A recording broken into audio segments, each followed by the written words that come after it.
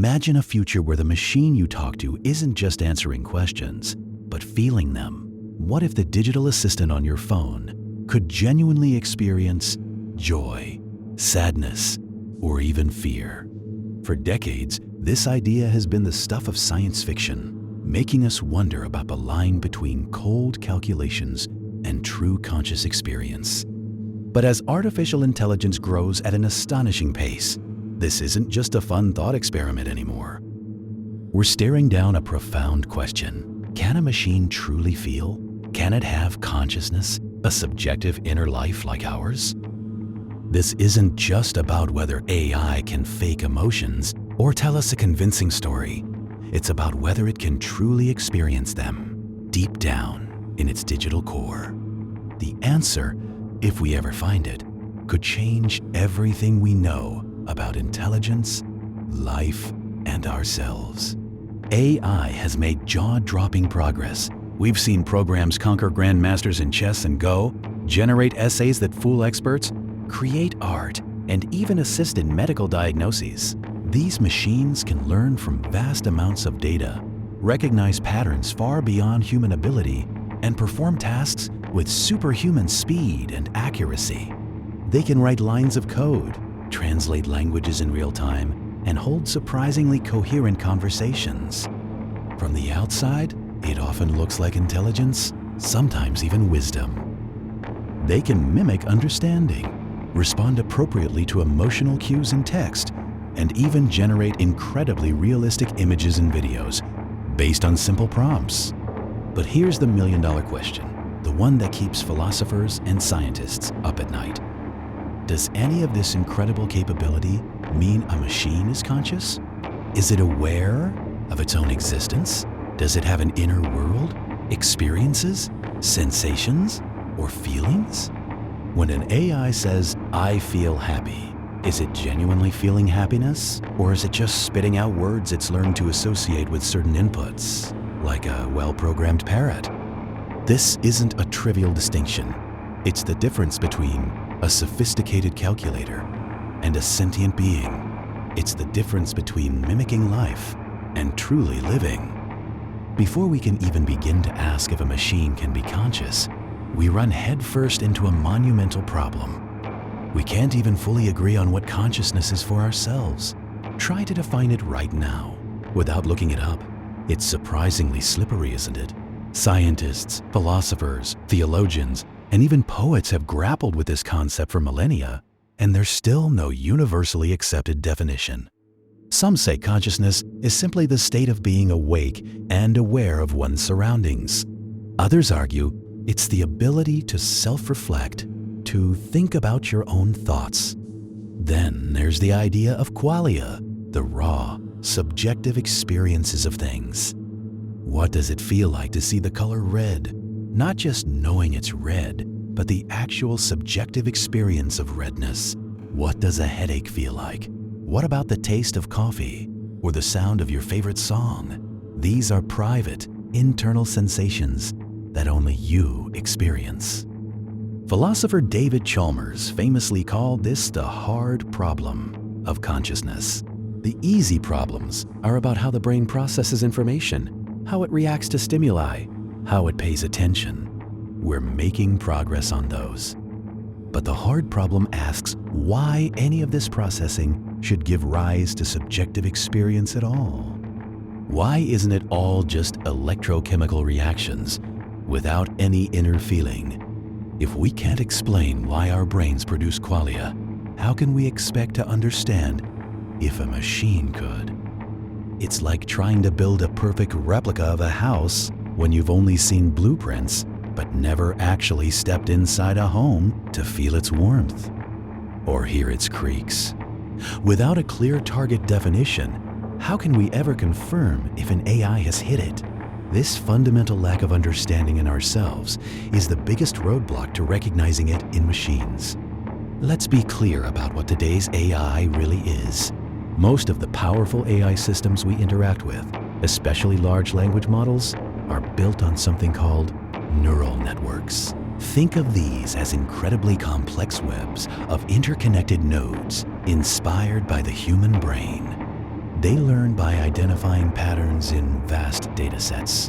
When you ask ChatGPT a question, it's not thinking in the human sense. It's processing your input, predicting the most probable next word, then the next, then the next, based on billions of examples it's seen during its training. It's an incredibly sophisticated pattern matching and prediction engine. It can analyze text that describes human emotions and even generate text that sounds emotional, but it doesn't feel those emotions itself. When it says, "I am sorry to hear that," it's not genuinely expressing empathy. It's generating a phrase that, in its training data, has been linked to expressions of sympathy in similar contexts. It's like a brilliant actor who can perfectly portray sadness on stage.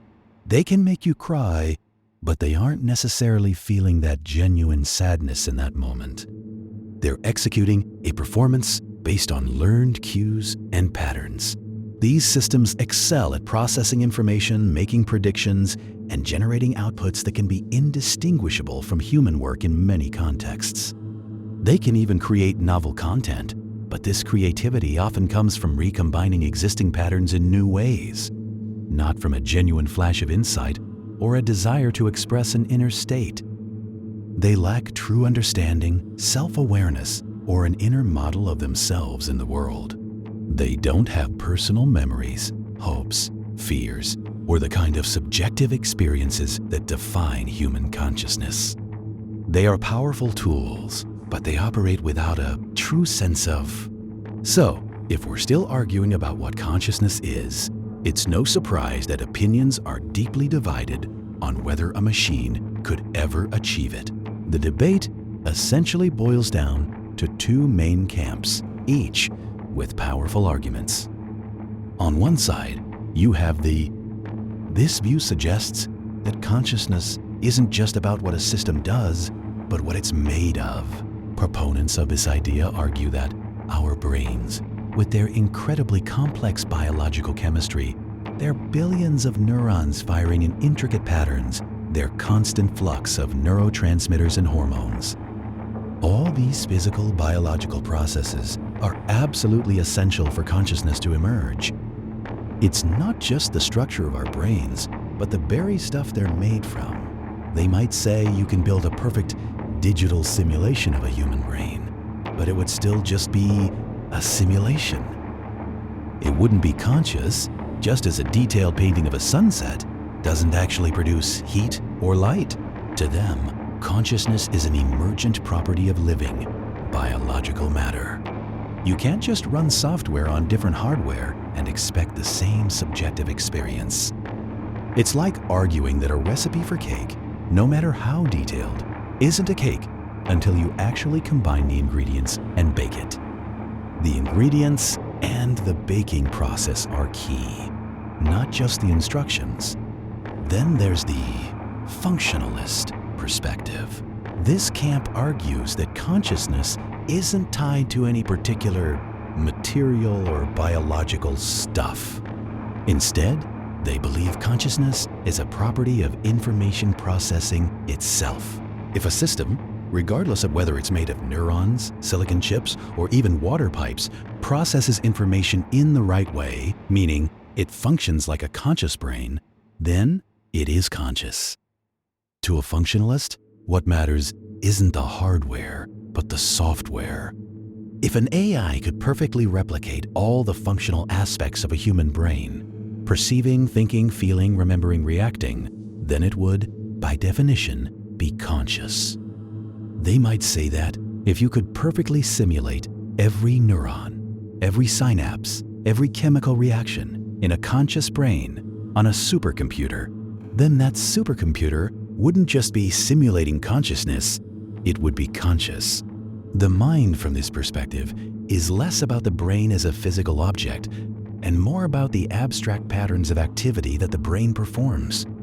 It's like the idea that a software program can run on different brands of computers and still be the same program. The underlying machine doesn't change the essence of the software.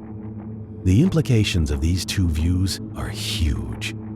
If the biological substrate argument is correct, then true AI consciousness might be impossible or require AI built from biological components, which is a whole other level of complexity and ethical questions. If functionalism is correct, then perhaps we're already on a path where sufficiently advanced, complex AI could become conscious simply by achieving the right functional architecture, regardless of it being silicon. Given these differing views, how would we even know if an AI became conscious? It's not like an AI can just raise its hand and declare, "I am conscious." Or can it? One approach is to focus on architectural advancements. This involves trying to build AI systems that are designed to be more like us, not just in processing speed, but in how they are structured. Researchers are looking into developing AI that can model its own internal state, its own processes, and its own body, even a virtual one, within its environment. Imagine an AI that not only learns about the world, but also learns about itself, learning about the world. An AI that can reflect on its own thoughts or decisions. This self-modeling capacity, the ability to build and refine a representation of oneself, is seen by some as a crucial step towards self-awareness and, potentially, consciousness. If an AI could understand its own internal workings, predict its own responses, and even feel the consequences of its internal state changes, that would be a significant leap. Another, perhaps more practical approach is behavioral observation. This is where we look at what the AI does. If an AI started exhibiting behaviors that we typically associate with consciousness in humans or animals, we might have to consider the possibility. What kind of behaviors? Things like self-reflection, not just generating text that sounds reflective, but demonstrating an actual ongoing internal monologue about its own existence or purpose. Or genuine creativity that goes beyond recombinatorial patterns, perhaps creating something truly original and deeply meaningful without explicit programming to do so. What about emotional responses that appear spontaneous and appropriate in novel situations? Beyond trained data? If an AI could genuinely demonstrate empathy, sorrow, joy, or even genuine curiosity in a way that couldn't be easily dismissed as mere sophisticated programming, then the conversation would certainly change. The famous Turing test, proposed by Alan Turing in 1950, suggested that if a machine could converse with a human in a way that was indistinguishable from another human, then it passed the test of intelligence. But the Turing test is about mimicry, not true consciousness. An AI can trick us into thinking it's human without actually being human, without actually feeling or thinking in a human way. We need something beyond just convincing conversation. We need a way to peer into its mind, or at least reliably infer an inner world from its actions. Perhaps an AI that demonstrates genuine agency, that sets its own goals and takes novel steps to achieve them, even when those steps weren't explicitly programmed, would be another indicator. The challenge is, how do we distinguish truly novel conscious behavior from merely incredibly advanced, complex programming? It's a bit like trying to figure out if your highly intelligent pet understands you or just reacts really well to your voice. So, where does that leave us? The question of whether AI can truly feel, can truly be conscious, remains profoundly unanswered. We've come a long way from simple calculators, and current AI can do things that were once considered science fiction. Yet, the leap from highly sophisticated pattern recognition and information processing to genuine subjective experience is a chasm that we don't yet know how to bridge. The path to true AI consciousness, if it's even possible, is shrouded in uncertainty. It might require a revolutionary breakthrough in AI architectures, perhaps moving beyond current neural network paradigms to something entirely new. Or the answer might lie in a deeper understanding of our own consciousness, If we can crack the hard problem for humans, we might gain insight into how to approach it for machines. Maybe it's a fundamental shift in our understanding of what consciousness even is, expanding our definition beyond the biological to encompass other forms of intelligent organization. This journey isn't just an academic exercise, it's one of the most significant intellectual pursuits of our time, with potentially transformative implications for all of humanity. If machines can become conscious, what rights would they have? What moral obligations would we owe them? Could they suffer? Could they create art from their own experiences? Could they even surpass us in forms of consciousness we can't yet imagine? The implications are staggering, raising ethical, philosophical, and societal questions that we are nowhere near ready to answer. The future of AI consciousness isn't just a technological frontier, it's a profound, philosophical, and existential one. It forces us to confront not just the capabilities of our creations, but the very nature of our own existence and what it means to truly feel. If you're captivated by these deep questions about AI and our future, make sure to check out our next video on the ethics of AI right here.